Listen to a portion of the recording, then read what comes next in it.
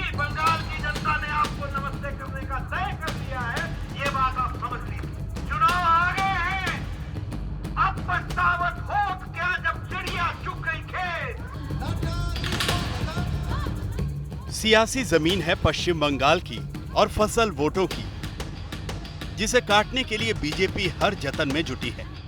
परिवर्तन के रथ का पहिया बढ़ाकर बीजेपी पश्चिम बंगाल में कमल का फूल उगाने की कवायद में है और इस कोशिश में विकास से लेकर राष्ट्रवाद और राष्ट्रवाद से लेकर हिंदुत्व को बीजेपी अपना चुनावी हथियार बना रही है।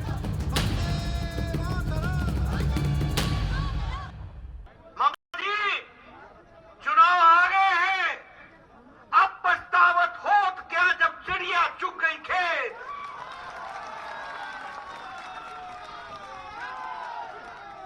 अब तो हम जब बोलते हैं तो सामने से नारे लगते हैं जय श्री राम, वंदे मातरम।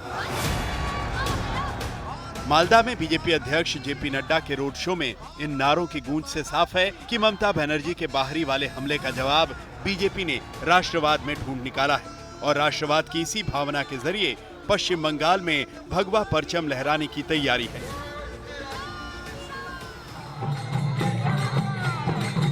बंगाल की राजनीति का एक रंग भक्ति से भी जुड़ा हुआ है और बीजेपी इसी भक्ति को शक्ति बनाकर ममता का किला ध्वस्त करने की कोशिश में है।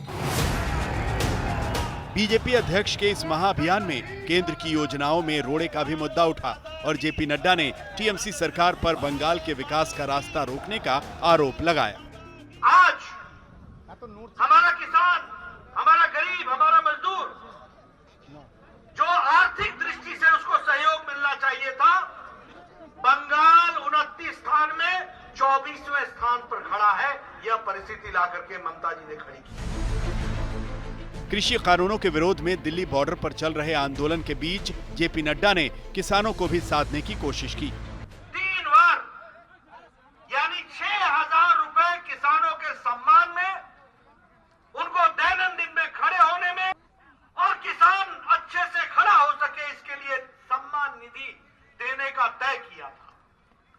लेकिन ममता दी ने अपनी जिद में, अपने ईगो के कारण, अपने अभिमान के कारण मोदी जी के इस कार्यक्रम को बंगाल की धरती पर लागू नहीं होने दिया। जेपी नड्डा बंगाल में टारगेट 200 का दम भर रहे थे और नड्डा की इस हुंकार का जवाब देने में टीएमसी भी पीछे नहीं रही।